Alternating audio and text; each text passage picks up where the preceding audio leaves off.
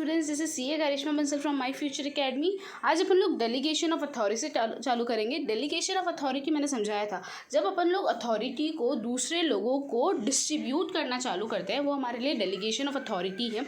चलिए एक बार देखते हैं क्या होता है। According to legal view, powers mean authority to take a legal action, but in business unit, power to give orders and also to see that it the orders are followed. भाई ऐसे देखें, अगर लीगल पॉइंट ऑफ व्यू से देखें तो authority मतलब कि कोई एक लीगल एक्शन लेने की पावर, जबकि अगर अपन बिजनेस के पॉइंट ऑफ व्यू से देखें तो अथॉरिटी मतलब क्या कि भाई किसी को ऑर्डर देने का पावर और वो ऑर्डर फॉलो हो रहे हैं कि नहीं उसके ऊपर फॉलो अप लेने का पावर, उसको हम क्या बोलते हैं? अथॉरिटी बोलते हैं।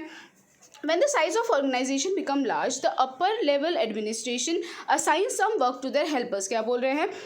जब एक ऑर्गेनाइजेशन की साइज़ बहुत ज़्यादा बड़ी हो जाती है तो जो अपर लेवल ऑर्गेनाइजेशंस होती है, अपर लेवल अथॉरिटीज़ होती है ना, वो अपना काम नीचे वाले लोगों को असाइन करना चालू कर देती है। They have to see whether the orders are followed और नॉट। उनको देखना है कि भाई उन्होंने जो उनके ऑर्डर्स दिए हैं, उन्होंने उनको जो काम दिए हैं वो उन्होंने फॉलो किए हैं कि नहीं किए। In order to enable such helpers to perform their task well, some powers are vested upon them. ऐसा बोल रहे हैं कि उनको जो काम दिया गया है वो काम पूरी करने के लिए उनको सिर्फ और सिर्फ वर्क नहीं, आपको उनको पावर्स भी देनी पड़ेगी। तो आप वो पावर भी देते हैं, देखते हैं कि भाई पावर के हिसाब से उनको जो काम दिया गया है वो काम उन्होंने फुलफिल किया है कि नहीं। इसको हम बोलते हैं डेलीगेशन ऑफ पावर। वापस समझो, टॉप पे एक बंदा है, टॉप के बंदे के पास बहुत सारा काम आ गया तो उसने क्या किया, लोअर लेवल को, ठीक है, इतना समझ आया कि भाई अपने पावर्स क्या होते हैं, तुम लोगों का डेलीगेशन ऑफ अथॉरिटी क्या होती है। अपन ने देखा टॉप वाला बंदा काम आता है तो नीचे को वो काम अलोकेट करता है। काम करने के लिए आप लोगों को कुछ पावर्स भी देनी पड़ती है।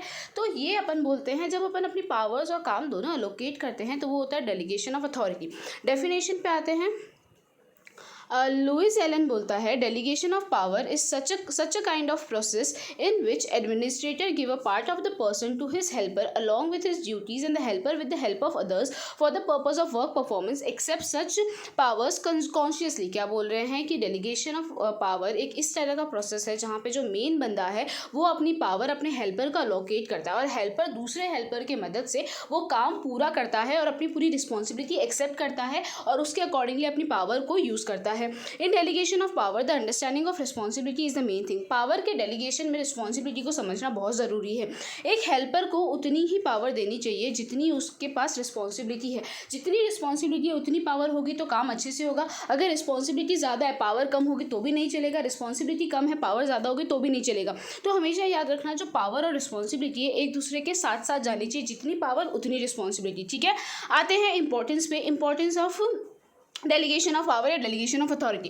Delegation of power relieves upper level administration from more work, hence they can focus upon policy matters due to which management is more efficient. Hence it can be said that the power is the key to administration but delegation of power is the key to organization। ऐसा बोल रहे हैं कि भाई अगर delegation of power होता है तो upper level management का बहुत सारा वर्क बर्डन खत्म हो जाता है।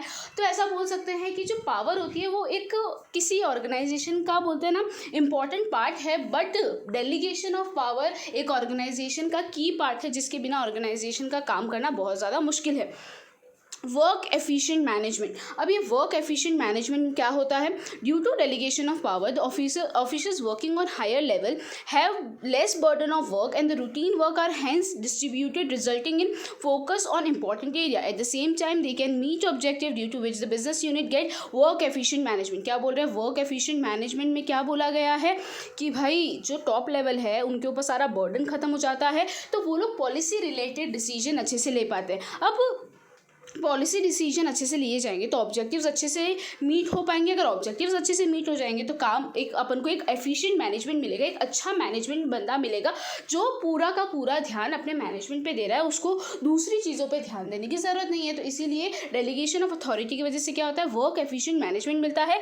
Second, development of employ. अगर आप लोग अपना काम डेलीगेट करते हैं, पावर डेलीगेट करते हैं तो होता क्या है ना, एम्प्लॉय भी डेवलप होता है।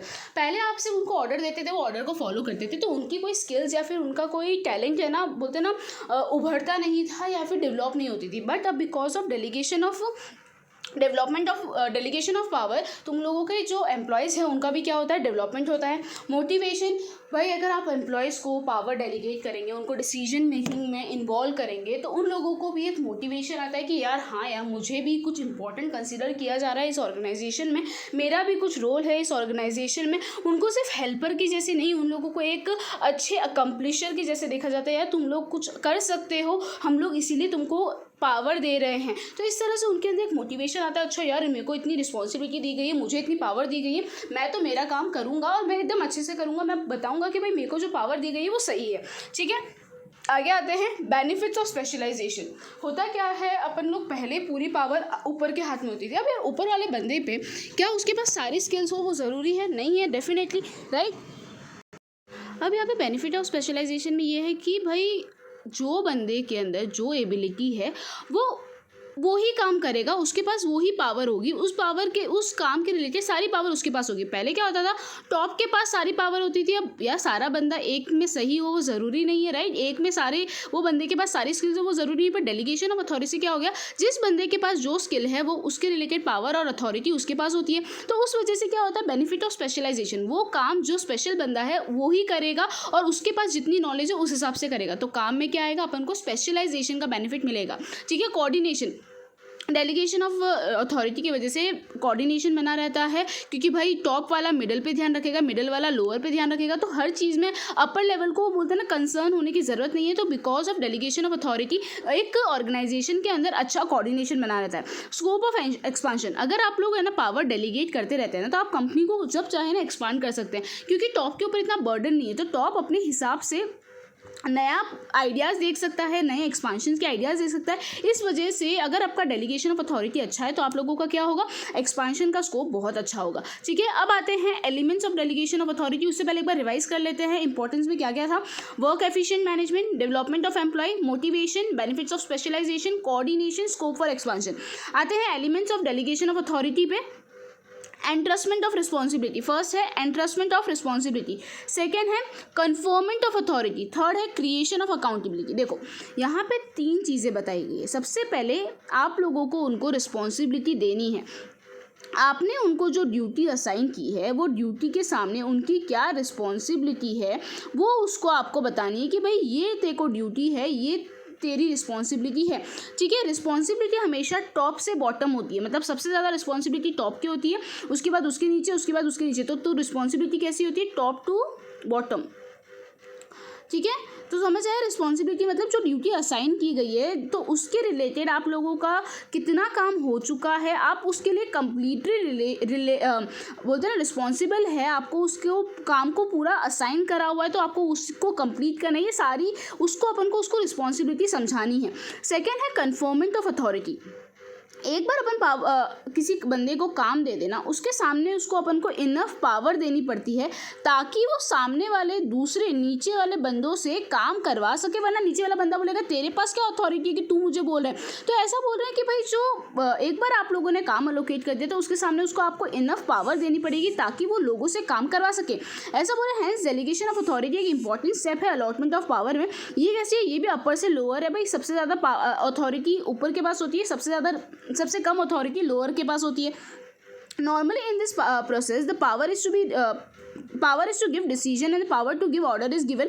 यहाँ पे बोल रहे हैं, यहाँ पे क्या किस चीज़ का डेलीगेशन होता है कि डिसीजन लेने का डेलीगेशन, कि डिसीजन आप खुद से ले सकते हैं और दूसरों को ऑर्डर भी आप दे सकते हैं जो आपके नीचे हैं उसको। तो डेलीगेशन ऑफ अथॉरिटी बहुत ज़्यादा इंपॉर्टेंट है। जैसे कि example, marketing manager are given power to incur necessary expenditure in their own area. ऐसा बोले मार्केटिंग मैनेजर को पावर दे दी जाती है कि तेरे एरिया में तेरे को जो एक्सपेंस करना है तू कर सकता है, उसके लिए तेरे को हमको पूछने की ज़रूरत नहीं है। द अपॉइंटमेंट ऑफ एम्प्लॉय, उसके बाद तेरे को तेरे एरिया में अगर किसी को अपॉइंट करना है, तेरे को कोई एक्शन लेना है किसी एम्प्लॉय पे, तू ले सकता है। तो इस वजह से क्या होता है ना, बंदा है ना इजीली अपने डिपार्टमेंट को मैनेज कर पाता है। अगर उसके पास ये पावर नहीं होती ना तो मार्केटिंग वाला मैनेजर अपने डिपार्टमेंट को अच्छे से मैनेज नहीं कर पाता। उसके बाद है क्रिएशन ऑफ अकाउंटेबिलिटी। आपने रिस्पॉन्सिबिलिटी दे दी, आपने अथॉरिटी दे दी, भाई वो लोग क्या काम कर रहे हैं नहीं कर रहे, उसके लिए उसको अकाउंटेबल तो बनाओ। मतलब उसके लिए कि भाई तूने ये काम किया है, ये इसके लिए पूरा अकाउंटेबल तू ही है। गड़बड़ होती है तो भी तू रिस्पॉन्सिबल, और अगर इसकी कोई दिक्कत आती है तो भी तू रिस्पॉन्सिबल। रिस्पॉन्सिबिलिटी में तेरा काम, तेरे को तेरा काम कंप्लीट करना है, ये रिस्पॉन्सिबिलिटी है। अकाउंटेबिलिटी मतलब जो चीज़ अच्छी हुई, जो चीज़ खराब हुई, उसके लिए तू आंसरेबल है, तो इसको बोलते हैं अकाउंटेबिलिटी। एक बार रीड कर लेते हैं। The delegation of authority holder has to provide proper explanation and follow reporting process to the top man. भाई उसका काम है प्रॉपरली रिपोर्टिंग देना टॉप लेवल को, उसने जो काम किया है, तो ये रिपोर्टिंग का काम, ये आंसर देने का काम, उसको हम अकाउंटेबिलिटी बोलते हैं। He may be surely be given power to get the work done by other, but finally responsibility of getting the work done rests with the upper level only. Hence the middle level authority holder should take care of ensure the work is properly done by the lower level staff. The middle level authority holder cannot free himself from the responsibility of getting work done. The accountability flows from lower to upper. देखो बहुत ज़्यादा easy चीज़ क्या बोल रहे हैं कि भाई सारा काम की जो रिस्पॉन्सिबिलिटी है ना, वो भाई अपर लेवल के ऊपर ही होती है, बट अपर लेवल ने मिडिल लेवल को काम की रिस्पॉन्सिबिलिटी सौंपी है। तो ये मिडिल लेवल ऐसा नहीं बोल सकता मैंने तो लोअर लेवल को बोला था वो काम करेगा, उसने नहीं किया, मेरी क्या गलती। नहीं, आपकी रिस्पॉन्सिबिलिटी है, आप लोअर लेवल से काम निकलवा के अपर लेवल को रिपोर्ट कीजिए और टाइम पे रिपोर्ट कीजिए। ये जो अकाउंटेबिलिटी है वो डाउन से ऊपर जाती है, मतलब अकाउंटेबिलिटी कैसे जाती है, नीचे से ऊपर। भाई ये इसको रिपोर्ट करेगा, ये ऊपर वाले को रिपोर्ट करेगा, ये अपने ऊपर वाले को रिपोर्ट करेगा। तो अकाउंटेबिलिटी हमेशा कैसे होती है, नीचे से ऊपर जाती है, ठीक है। अकाउंटेबिलिटी को पास ऑन नहीं कर सकते, मतलब मिडिल लेवल ये नहीं हो सकता नहीं नहीं मेरी अकाउंटेबिलिटी नहीं, मैं आंसरेबल नहीं हुई किसी और की, नहीं। अकाउंटेबिलिटी आपको कंपल्सरी आंसर देना पड़ेगा, और अगर कोई दिक्कत होती है तो आपको उसके रिलेटेड रिस्पॉन्सिबल होना पड़ेगा। इसीलिए ये है third, creation of accountability. First हो गया रिस्पॉन्सिबिलिटी देना, सेकेंड उसके सामने उसको अथॉरिटी देना, और उसको अकाउंटेबल बनाना, उसको आंसरेबल बनाना, जो भी काम वो कर रहा है उसके लिए उसको रिपोर्टिंग करवाना। तो ये हो गया creation of accountability. Elements of delegation of authority बहुत ज़्यादा इंपॉर्टेंट आंसर है, अच्छे से कीजिएगा, ठीक है। यहाँ पे ये चैप्टर खत्म हुआ।